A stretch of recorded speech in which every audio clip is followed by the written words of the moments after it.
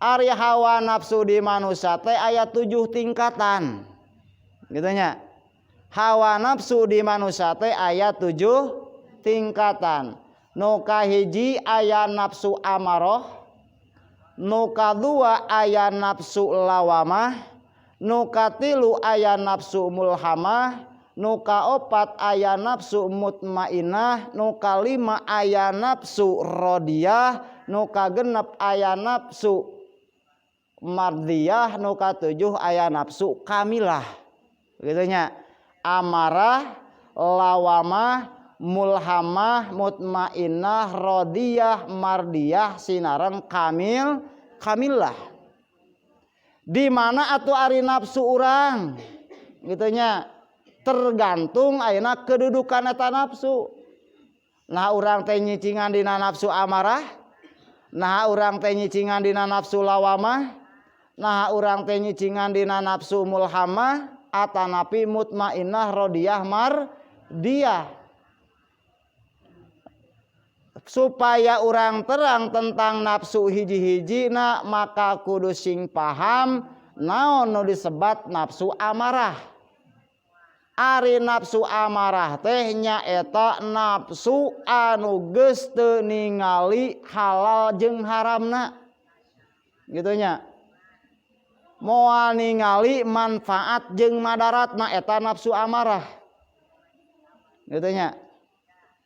Lamun dina Al-Qur'an mah dibahasakeun inna nafsa la amaratun bisu. Eta nafsu amarah. Saur para alim ulama nafsu amarah teh nafsu kapirin. Gitu nya. Nafsu kapirin rek salat rek hanteu kumaha aing. Rek ngaji rek henteu kumaha aing, manfaat jeung madarat aing nu bakal ngarasakeun. Itu nafsu amarah. Gitu nya, geus moal ningali kasih gigir. Geus moal ningali resiko tina migawe dosa tina kalakuanana itu adalah nafsu amarah. Lamun ceuk urang parigi mah borontok eukeur kapalang belang borontok eukeur. Gitu nya, kumaha dewek we. Ta eta nafsu amarah, nafsuna kapirin. Da nyebutkeun urang dieu mah teu wani kulantaran anu ngobrolna urang parigi we. Gitu nya. Eta nafsu amarah. Nah urang sapertikeun kitu atanapi henteu. Lamun henteu sapertikeun kitu berarti salamet tina nafsu amarah. Nu kadua nafsu teh aya nafsu lawamah. Naon ari nafsu lawamah mah? Jalma cicing dina kamaksiatan, jalma cicing dina migawe dosa, tapi saenggeusna mana migawe dosa atanapi eukeur migawe dosa aya kasieun aya penyesalan. Gitu nya. Penyesalan.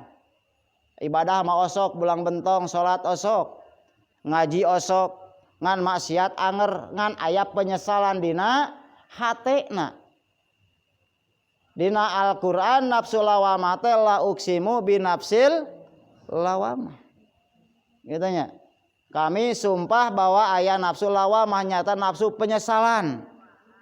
Lamun urang teh nyesal saeutik-eutik acan dina migawe dosa berarti nafsuna amarah, nafsu kapirin. Saur para alim ulama ari nafsu lawamah teh nafsuna munafikin. Gitu nya.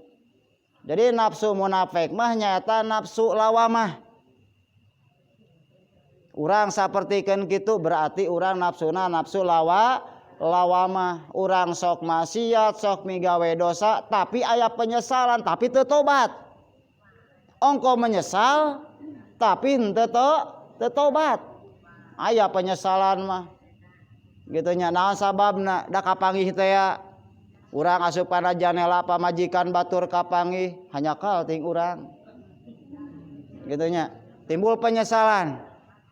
Maka eta disebatna nafsu lawamah ayat Qur'anna la uksimu bin nafsil lawamah.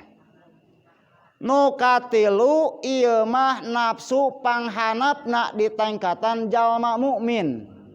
Gitu nya. jalma mukmin nu panghanapna nafsu adalah nafsu mulhamah.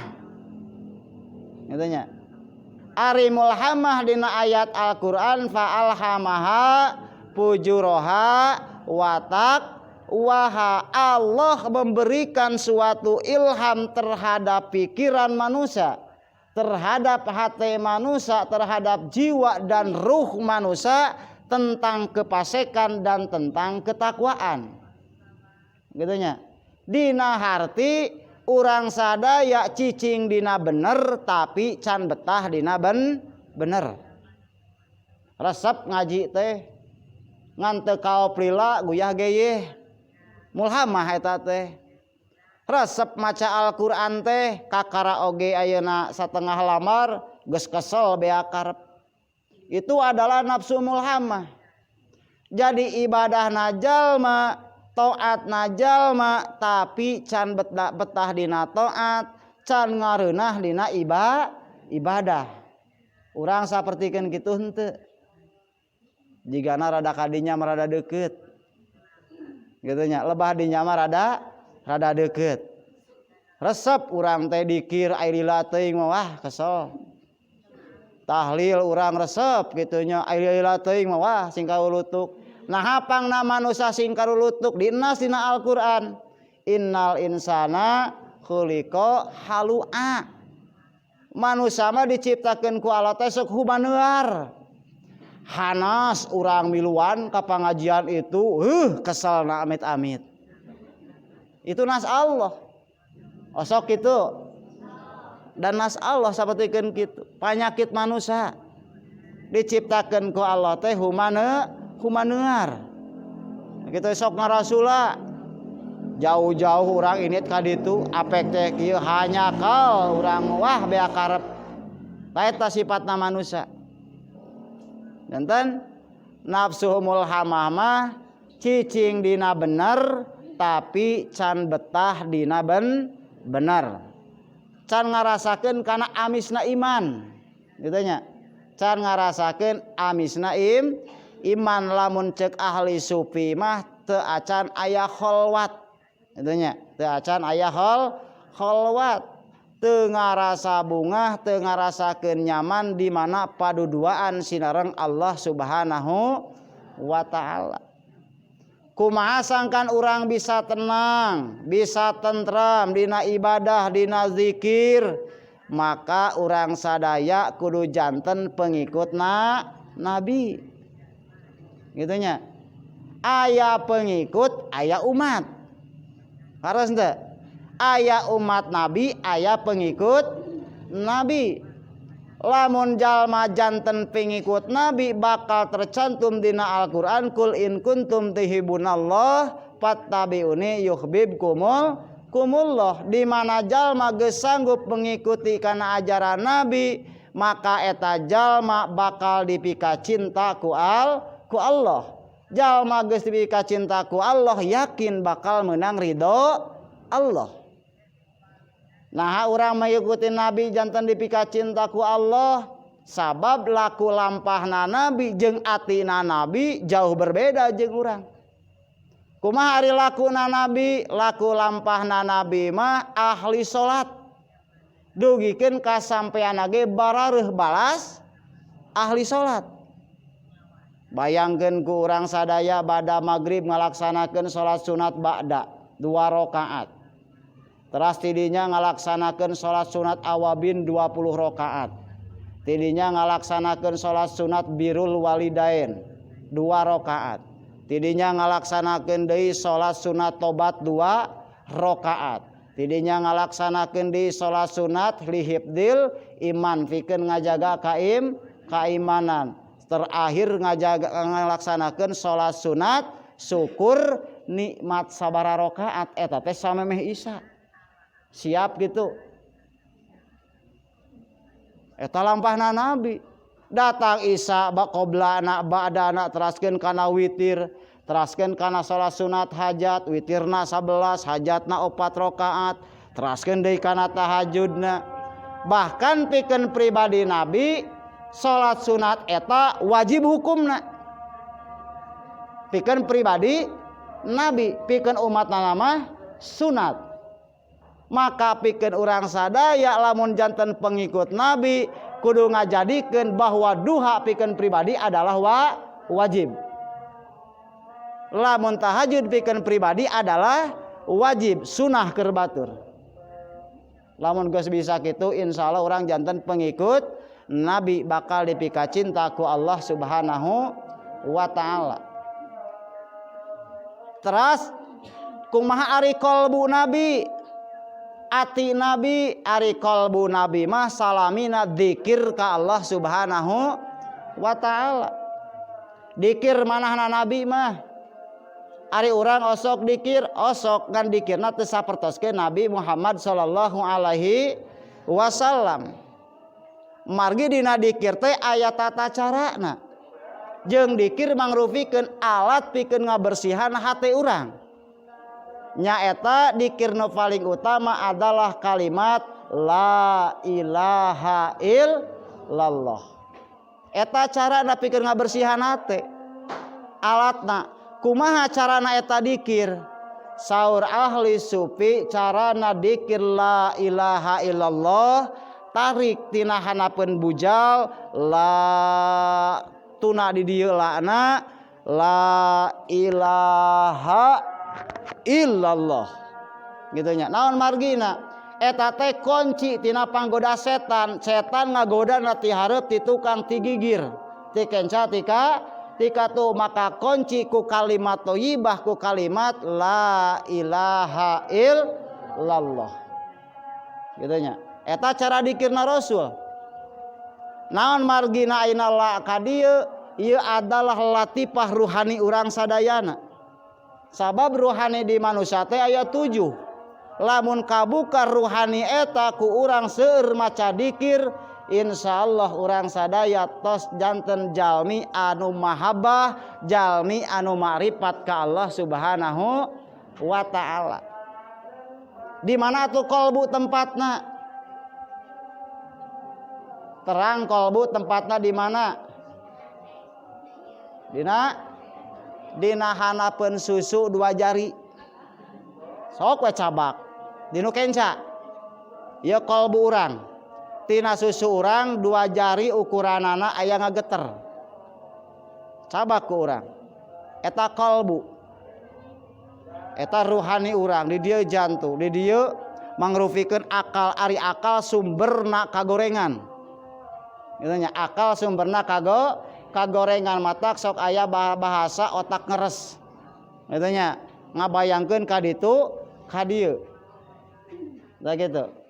Matak dina cara dzikir la ilaha illallah. Ka dieu. Ieu hate. Eta teh dzikir anu tarikna. Aya deui dzikir khofi. Gitu nya, ngan sameme dzikir eta Kangjeng Rasul sok nyuhunkeun ilahi anta maksudi waridhoka matlubi atini mahabbataka wa ma'rifataka. Tidinya langsung tarik la ilaha illallah. Gitu nya, eta cara dzikir Rasul.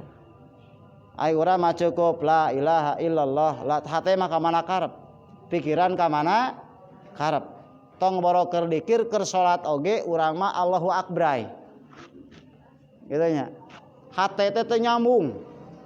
Gitu nya. Hate teh henteu nyambung ka Allah Subhanahu wa taala. Nah pangna kitu sabab urang can boga cara, can boga alat pikeun ngabersihan hate urang sadayana bakal karasa lamun urang dzikir sapertikeun kitu. Jalma nu loba dosa ibaratkeun mesin motor anu olina geus garing. Ku urang teras di dikiran ieu hate urang loh di dieu bakal karasa nyerina di dieu. Geus ceket. Kitu nya lamun mesin teh mah. Pikeun ayeuna ngolian deui supaya leueur, seueurkeun dzikir la ilaha illallah. Tah eta jadi lampahna Nabi Muhammad ahli salat, qalbuna ahli dzikir. Teu eureun, teu liren Rasul mah dzikir. Maka di mana urang bade sapertoskeun kitu insyaallah janten pengikut Kangjeng Nabi Muhammad sallallahu alaihi wasallam, di mana tos janten pengikut Nabi janten mahabbah jalma anu dipika cinta ku Allah, maka layak pikeun menangkeun ridona Allah. Kumaha lamun teu kitu? Lamun teu kitu mah jalma anu teu dugikeun kadinya, jalma asup ka surga ku padolna Allah, ku nugrahana Allah, jalma asup kana neraka ku keadilan Allah. Gitu ya. Upami urang teu dugi kadinya. Ari upami urang tos dugi kadinya mah keuna ku ilaman atallaha biqalbin salim, ka surga maneh jeung ka neraka maneh kumaha teh maneh. Gitu nya. Jadi kadang tukeun teh urang. Upami urang tos makomna makom tabi'in, pengikut ajaran Kangjeng Rasulullah sallallahu alaihi wasallam. Ari ceuk syariat mah jalma asup ka surga teh ku nugraha Allah, ku padolna Allah, lebet ka neraka ku keadilan Allah. Tapi ceuk makom arifin, makom hakikat, jalma ka surga jeung neraka kumaha hate maneh ilaman atallaha biqalbin salim, hate anu salam. Gitu nya. Mudah-mudahan urang mah hatena tingkatkeun nafsuna dugikeun kana mutmainah. Ta eta paenan carana urang ningkatkeun nafsu urang tong cicing wae dina nafsu mulhamah. Kahartos henteu? Paham ieu paham? Gitu nya. Jantan nomor katilu nafsu teh nafsu mulhamah anu ngadorong nafsu teh kana kaawonan gitu nya, kana jalan kasesatan. Ngan lamun nafsu eta geus ningkat kana nafsu mutmainah, ngarasakeun tenang jeung Allah, ngarasakeun amisna ibadah, ngarasakeun ayeuna ngeunahna paduduan jeung Allah, eta berarti nafsuna geus nafsu mutmainah. Salat sunatna tara kaliwat tuluy dilaksanakeun sapertoskeun Nabi Muhammad sallallahu alaihi wasallam. Dikirna terasan itu adalah nafsu mutmainah, maka bakal digero ku Allah. Ya ayyatuhan nafsul mutmainah irji'i ila rabbiki radiyatan mardiyah. Digero ku Allah, bakal dipapag ku Allah. Tapi ari nafsuna lain mutmainah mah masih kena di bawah eta lain dipapag tapi dipepeg. Disampakeun gegenir ku para malaikat. Beda jeung nafsuna mutmainah bakal ngabring dipapag ku para malaikat. Bahkan hate langsung ngucapkeun assalamualaikum di mana ruhna rek kaluar. Naon sababna? Di dunia keneh ngalatih hatena dieusian ku Allah. Dikir jaharna, dikir tarikna, sing dikir khofina. Aya dikir khofi nu kumaha teh? Aya dikir khofi teh lain memeusan kian. La ilaha illallah, la ilaha memeusan da Allah mah teh tarek. Eta lain nu dimaksud. Tapi dikir khofi adalah ieu dikadiekeun tujukeun kana hate anu tadi teh ya, kana hate teh ya, dina hate ya Allah ya Allah ya Allah bari ieu dikiekeun. Letah dikaluhurkeun kana lalangit kitu nya, tarik napas keluar tina irung. Itu adalah dikir khofi, dikirna para wali Allah, dikirna para ahli sufi. Ieu kunci litah ayeuna kana ieukeun dipontelkeun dikitukeun tah kitu nya. Tarik napas tidinya di mana eungap kaluarkeun sae-sae tina irung. Dina hate bari kieu ya Allah bari gapleh ge bisa eta mah dikir khofi. Bari catur ge bisa, bari ulin ge bisa. Bahkan pang abdol-abdolna adalah ibadah dikir khofi, ibadah hate. Naon sababna ibadah hate pang abdolna? Sabab ibadah hate moal katembong riyana, moal katembong sombongna. Kang Iwan ditingali mada keur ngobrol padahal hatena keur dikir. Kang Iwan keur nyupiran mobil padahal hatena mah keur dikir kieu we gitu. Dikitukeun. Mantong lami teh geungap. Itu pang abdolna ibadah anu teu aya riaan, ibadah anu teu aya kasombongan. Kahartos. Tadi masalah dikir. berat cenah kitu mah keun dari Islam mah teu ngaberatkeun anu siap kitu nya mengikat tali batin sinareng Allah Subhanahu wa taala, mengikat perjanjian cenah Allah bahwa urang erek taat nuturkeun jejak langkahna Kangjeng Rasulullah sallallahu alaihi wasallam kitu nya. Tah nu kaopat mah nafsu mutmainnah, ngarasakeun betah dina pangajian, betah dina dikir, betah dina ibadah, maca Quran betah jadi katenangan, dikir urang jadi katenangan, bakal kena ala bidzikrillah tatmainnul qulub. Da cara dikirna bener, alatna oge bener. Hartos kumaha adina mutmainnah dina masalah keimanan itu adalah iman ilmu.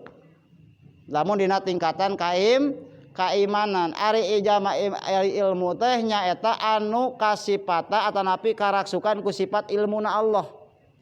Boga rasa hatena tembus kana rasa, ngarasa di bandungan ku Allah, ngarasa di kuping ku Allah, ngarasa ditinggal ku Allah Subhanahu wa taala. Imana tembus kana rasa sehingga timbul kaisin, timbul haya di mana-mana urang lalawara dina ibadah. Tidinya ningkat deui tina nafsu teh mutmainnah teh aya nafsu rodiyah, nafsu anu diridoan ku Allah Subhanahu wa taala. Itu nya Allah ridho kana eta nafsu, sabab eta nafsu dina tingkatan imana geus tingkatan ilmul yakin. Itu nya iman ilmul yakin ngan makomna masih keneh makom muqarrabin, sanes makom arifin, teu acan musyahadah, teu acan nyaksi. Gitu nya. Ieu mah da bab sufi atunya. Bab tingkatan ahli marifat. Itu nya urang malah mapae we heula tina mulhamah tingkatkeun kana mutmainnah. Sangkan urang sadaya dipapag ku Allah, ya ayatuhan nafsul mutmainnah irji'i ila rabbiki radiyatan mardiyah. Gitu nya. Komo dugikeun ka urang kana tingkatan mardiyah. Itu nya. Nafsu mardiyah eta luar biasa. Mardiyah mah luar biasa. Jalmi anu geus anteng hatena jeung Allah, anu nyaksi kana rahasia Allah Subhanahu wa taala.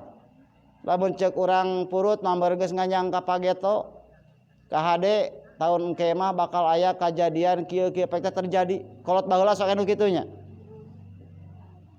Jaga mah bakal kieu itu mungkin jalma tos mukasafah, nafsuna tos mardiyah, dibuka ayeuna hijab antara hatena cenarang Allah Subhanahu wa taala.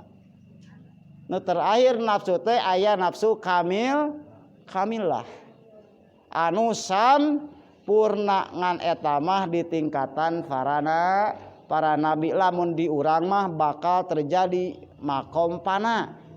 Ari makom fana teh nyaeta nu aya teh wujud adalah Allah, ditanya ge moal nyambung. Reka mana Kang Iwan? Reka Allah. Mesakan naon Kang Iwan? Mesakan Allah. Moal nyambung. Lamun keuna ka bangsa manusia biasa, keuna ka para nabi mah da seimbang. Kitu nya seimbang kekuatan dohir batina para nabi. Matak di urang sok loba nu malaweung ge eta teh geus jauh teuing nincak dina masalah torekat. Gitu nya, kartos. Janten diterangkeun masalah nafsu teh, sangkan urang teh nafsu teh di mana sabenerna urang. Gitu nya. Nah dina nafsu amarah teu kaopan, saha kadua gaplok. Nah dina nafsu lawamah, nah nafsu mulhamah, nah nafsu dina mutmainnah. Ngan mudah-mudahan mah aya dina nafsu mutmainnah. Sabab ari mulhamah mah tetep mulhamah mah bakal dipenta pertanggungjawaban ku Allah Subhanahu wa taala. Artos henteu? Jantan benten antara tabiin sinareng umat. Ari umat Nabi mah masih dikhawatirkeun. Matak dina nalika Kangjeng Nabi dipunut ku Allah Subhanahu wa taala nuju sakaratul maut, Nabi manggilna kumaha? Ummati. Itu adalah panggilan penghawatiran. Ngakhawatirkeun nabi terhadap umat masalah pengikut geus dikhawatirkeun. Intinya maka kanggo urang sadaya sing bisa janten pengikutna nabi ngan berat eta teh dawam we heula urang sabada magrib kitu nya salat sunatna salat awabin we 20 rakaat tapi 2 rakaat teh salat tobatna 2 rakaat itu nya dawam we eta teras-terasan duka kalaksanakeun duka moal ari dikir layahna sabaraha 165 kali 5 kali 33 oge urang geus cangkeul. Komo lamun dugikeun kaki kitu. Naon pangna ukuran minimal Kangjeng Rasul 165 maka Rasul disebatna ahli di dikir eta teh sabantos salat. Di luar salat leuwih seueur. Nah eta. Fattabi'uni yuhibbukumullah. Jadi kanggo urang hoyong dipika cintaku Allah tapi lampah urang jauh jeung lampah nabi kolbu urang jauh sinaran kolbuna Kangjeng Rasulullah sallallahu alaihi wasallam. Tapi mudah-mudahan urang sadaya tiasa nete teras sehingga dijadikeun jalmi anu dipikaridho ku Allah Subhanahu wa taala.